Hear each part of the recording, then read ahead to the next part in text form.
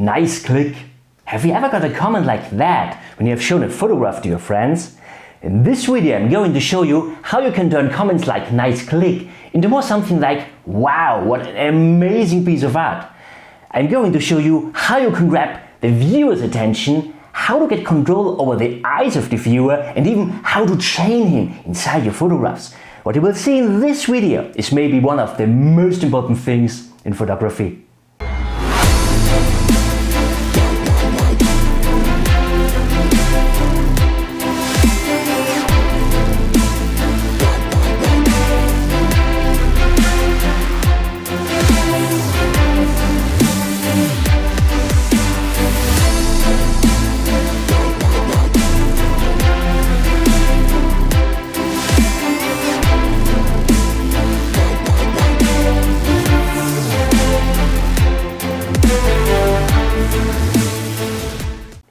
Hi my friends, very nice to see you. Today we will talk about one of the most important things in composition, how to get control over the viewer's eyes. And very important here is to understand that there are three phases of how a viewer looks at an image. And quite interesting here by the way is, whenever I hear a photographer giving tips about this topic, everyone seems just to focus on phase 2 and totally overlooks the other phases. But without phase 1, your viewers will never get into phase 2, and phase 3 even can bring your viewers back to phase 1 to hold him inside the image. So very important, get sure to watch the entire video. Well, let's dive in.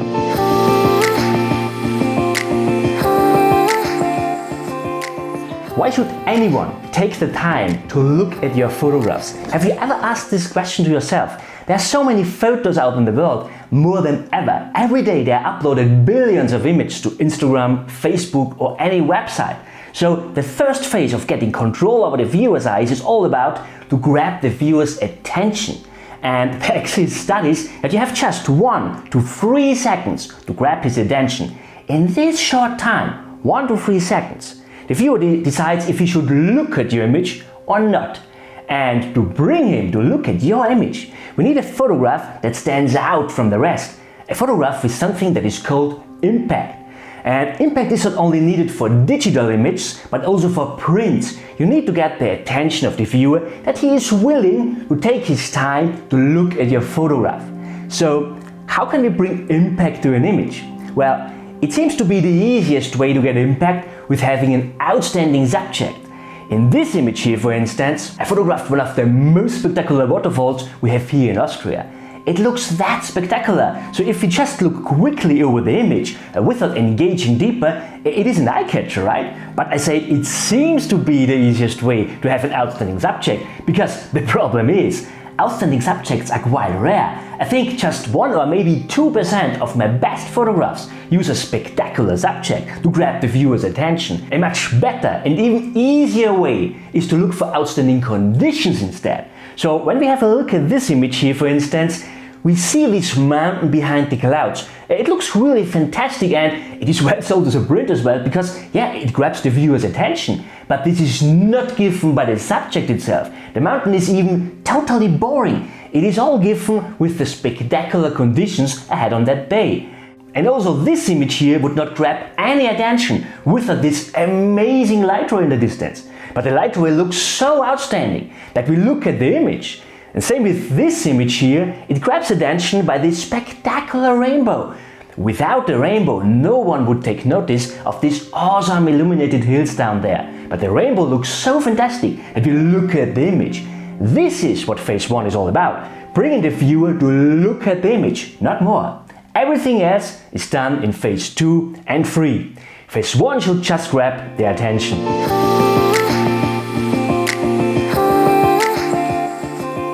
But it doesn't necessarily need outstanding subjects or conditions. We can also grab attention if characters of our composition stand out because they are just different from the rest. So in this image here, for example, we see a couple of trees, some ferns and fog, but the viewer's attention is grabbed by this one broken tree back there that is simply different to the others. It is not spectacular, just different.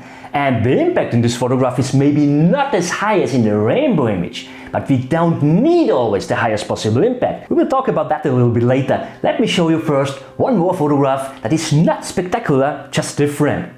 This one, birch tree in the foreground, stands out from the others because in the one hand it is the only one that is curved, and in the other hand it has more contrast than the others, as the others are more faded due to the fog. In conclusion, we can say the viewer's attention is grabbed by spectacular subjects, outstanding conditions, different things, and also high contrast or visual weight. Any eye-catching things, obviously. So phase 1 is all about getting the viewer to decide to look at your photograph. And this could be on Instagram, Facebook, on websites maybe, but also on your prints. But getting the viewer's attention, getting impact into your image is not enough. It just gives you attention for the next 3 seconds. So let's have a look what we should do with the viewer's eyes in the next 3 seconds.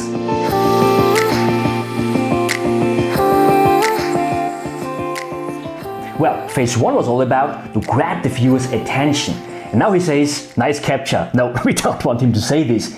He should not already comment at this point. In phase 2, we have the viewer even to make speechless. Phase 2 is all about leading the viewer's eyes around in your composition. We are talking about the flow of an image. And unfortunately, some of the really useful methods I mentioned already for the impact are a disadvantage for the flow. So whatever we do, we should find the right balance between impact and the flow of an image. And one of the most difficult things is contrast or visual weight, if you want. So when we have a look at this image here, I really like this one, by the way. It is an enchanting scene at a steaming lake in the early morning, and we don't have all too much contrast in the entire composition, with one exception, the lake monster here in the foreground. Yeah, that's also the title of the image, by the way. And the thing is, when we look at this image for the first time, we get definitely drawn to this point here, this log in the foreground. This is what gives impact to this image, what is really important here. But now we don't only want to grab the viewer's attention, we want that he starts to enjoy the whole scene. And this image is really a good example because it is such a simple composition. The viewer gets drawn to the lake monster, the log, and when we have got his attention, he will start also to look to other parts of the image. And as this composition is that simple, he will look at the next area with contrast, what is up here in this case. And the next area with contrast is here at the right hand side. So these 3 areas add visual weight to this composition. Visual weight is quite important as can fantastically be used to define the base concept of the flow. A visual weight cannot only be given through contrast, by the way, also luminance can end up in a visual weight, like in this image here. We have the highest contrast here with this reflection of the trees through, but also the bright mist in the distance draws the viewer's eyes, although there is not given the highest contrast. And in the building here is a quite heavy visual weight. In the nature scene, we are drawn to elements that are built by human hands. And we have to be careful because humans itself, people obviously, are even the strongest kind of character of a composition that could draw our eyes. And the reason therefore is simply that we are social. We are used to look to other people. So when we see a person in a landscape scene, we look at the person. People have even the highest priority in a composition, by the way. First of all, we look to people in the scene. And second priority has text or elements made by humans. Text will maybe not that often appear in a landscape photograph, obviously, but it could distract when there's any shield or something like that, where is any readable text on this. So really be careful with that.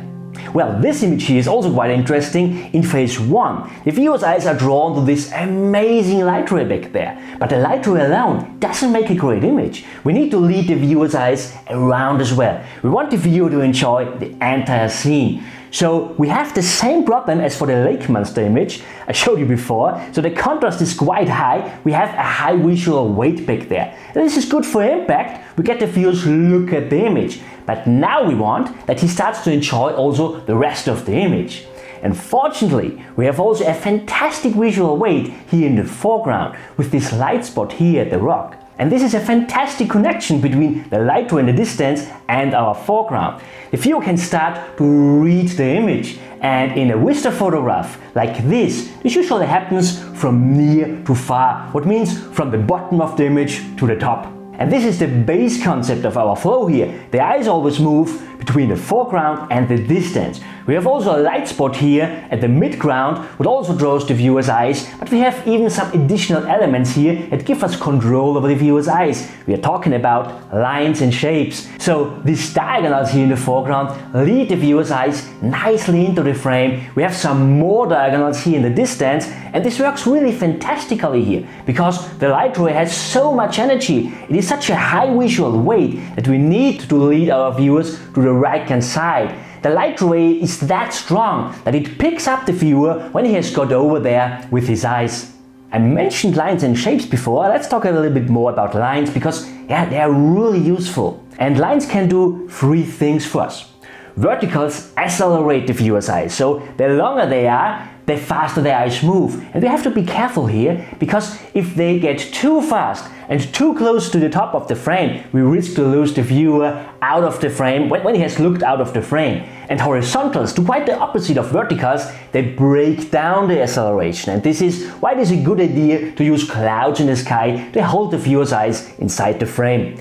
And the most fascinating types of lines are diagonals, because diagonals can steer the eyes of the viewer to the left or to the right. And this helps us to move the eyes exactly there where we want to have them. Shapes like triangles also help to steer the eyes, but additionally to that, they also help to keep balance in our composition, the balance between the visual weight of the left hand and the right hand side of our frame.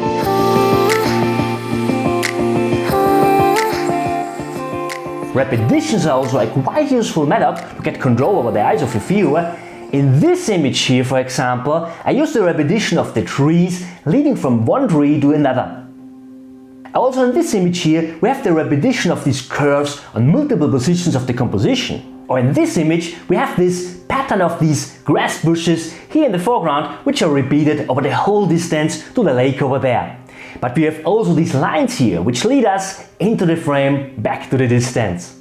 And another very important flow method are relationships between elements. And this works especially when we have a composition with a figure-ground association, as it is often the case for woodland scenes, for instance. Figure-ground, this means we have any subject or a character in front of a background.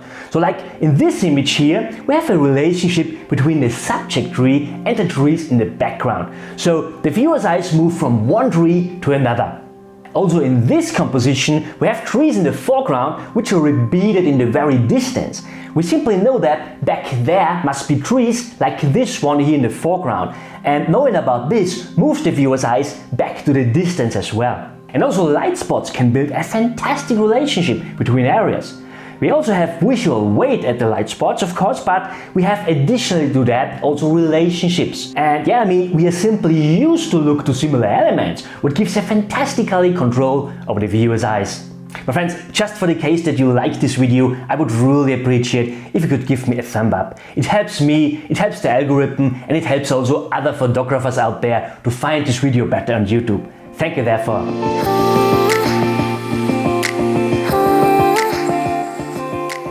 Well, now we know how to grab the viewer's attention, we know about how to lead him around in an image, but now we have to get sure that he stays as long as possible inside the image, and even that he maybe will come back later to enjoy the image again. So in phase 3, we have to bring the viewer to engage deeper with the image, and therefore we have to engage the viewer. So phase 3 is all about engagement. And also here we have a big conflict with phase 1, the impact of the image, because for the sake of the impact, it is a good idea to simplify the composition as much as possible.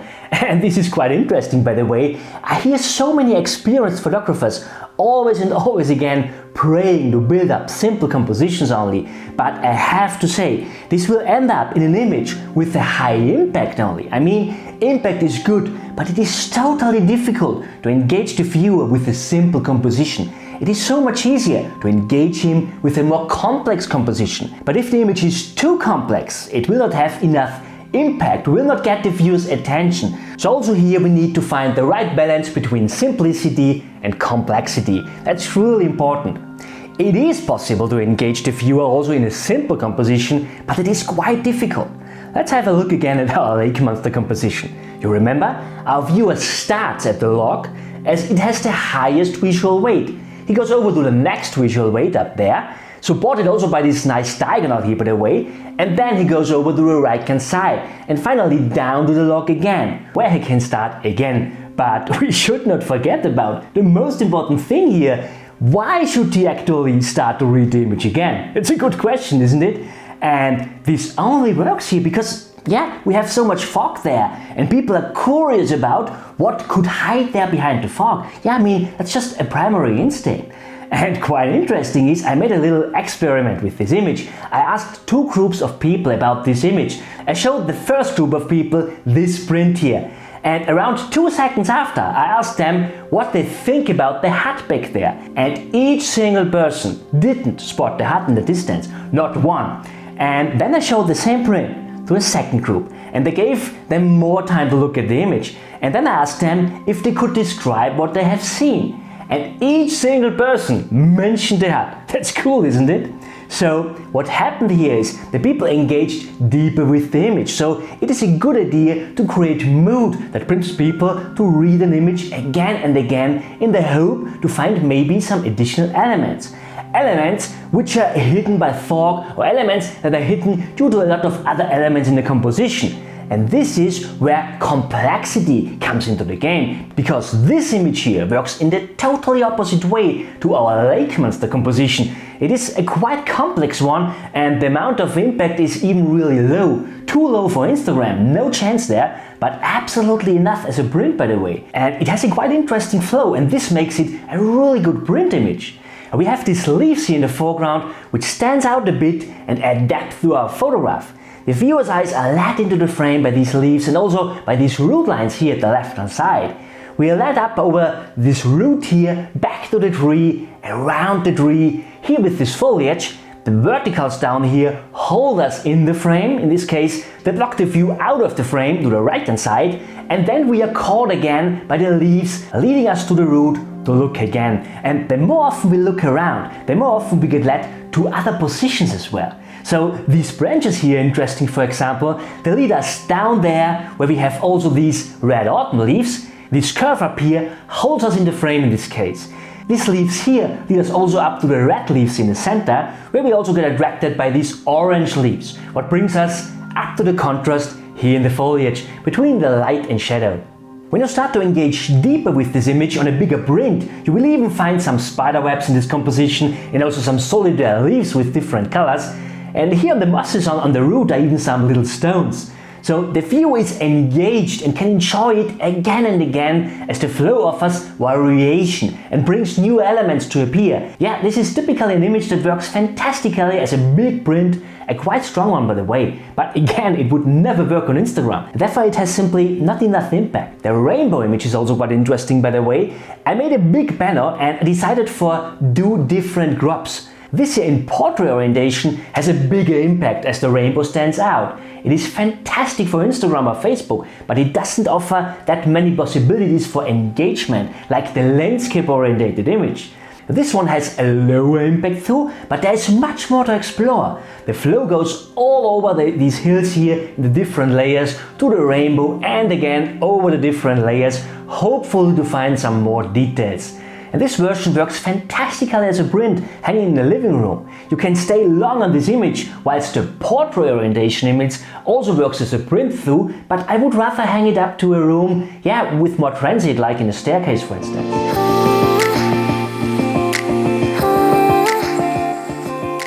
If you want to hold the viewer as long as possible in your frame, it is really important that he doesn't get dizzy when he always and always again should look around in a circle. What you can do is we can offer him resting points for his eyes. So when we look at this image here, we also have this high impact here with this spectacular light ray back there. We have houses in the foreground and houses in different positions in the distance, what gives a quite nice connection here. These houses here at the bottom left lead the viewer's eyes nicely into the frame, and this church here is a quite good resting point. This simply means that we get the viewer's attention to this church here, and his eyes here stay a little bit longer at this church. He gets led around to the lake then, to the light spot there, what is also a resting point. So also here he will stay a bit longer with his eyes, and the illuminated mountain face up there is another resting point. And then it goes over to the light ray itself, and the gap where it shines through, obviously. And there we have this illuminated cloud, what is another resting point, as the color is quite nice and there's also texture in the clouds. So thinking about resting points is a quite good idea to hold the viewer as long as possible inside our composition. Another important thing to hold the viewer as long as possible inside the frame is to use as much as possible from the canvas to lead him around. Again, a simple composition makes a high impact, but if it is too simple, it will lose the viewer already after phase 1. Light of Refuge is a quite good example here of how to get rid of this issue and a simple composition. This line here in the bottom left leads the viewer nicely into the frame. Then we have this zigzag up there, straight to the hut, or yeah, not really straight, I mean it's a zigzag. And this line up there holds the viewer inside the frame, and same on this one here at the left hand side. The shadow and light game here offers us nice resting points, but the most important thing here is this zigzag line that leads us around. We have a similar concept for this image here of this amazing waterfall. We are led back to this waterfall in the distance with this S-curve here. And in my workshops I get often asked what's the difference between an S-curve and zigzag. And yeah, I mean it's just an S-curve is much smoother and conveys more tranquility, while zigzag offers more dynamic and intention. So yeah, I mean that's the only difference, but they will bring you both back to the distance. And this works here really fantastically for this waterfall image. We have this smooth S-curve in the foreground of this small brook, but the further we get back to the waterfall, we get those harder curves and different directions of the water, what gives more tension and dynamic. So now we know about the zigzag and the S-curve composition, but there exists also an L-shaped composition, by the way, and this is used often in old paintings from a time where it was not really used to bring a sense of depth into a composition. But as we usually try to bring depth into our photographs, I don't see this all too often in photography, to be honest, but I have to say, in some cases this really works and even leads into a totally unique look, because most photographers simply don't consider this. Like in this image here, for instance, we always follow the water in an L shape. We don't have this usual sense of depth here. It looks quite flat, but the composition works and it has even impact because it is an unusual composition. But there is even a way to get rid of this depth issue with an L-shaped composition. So when we have a look at this composition of the rainbow image again, this is also an L-shaped composition, obviously. We follow the L shape and we even get a sense of depth here, what is given to that amazing high contrast between the foreground and the distance layers. We are not let out of the frame, by the way, because yeah, the rainbow itself has such a high visual weight that it holds the viewer's eyes by itself. So always grab the viewer's attention, lead him around in the image, engage him with variation in the flow, give him resting points, and then, hopefully, you will get a comment like, what an amazing piece of art. And I'm already really excited about to see your comment below this video, by the way. So I hope these tips will help you to bring your photography to the next level. And by the way, if you're interested to bring your photography even one more level up, watch this video here about how to bring your photography to the next level. Give me a thumbs up if you like this, and thank you so much for watching. See you next Saturday. Bye. I'm the landscape you need to see. You are the artist I'll never be.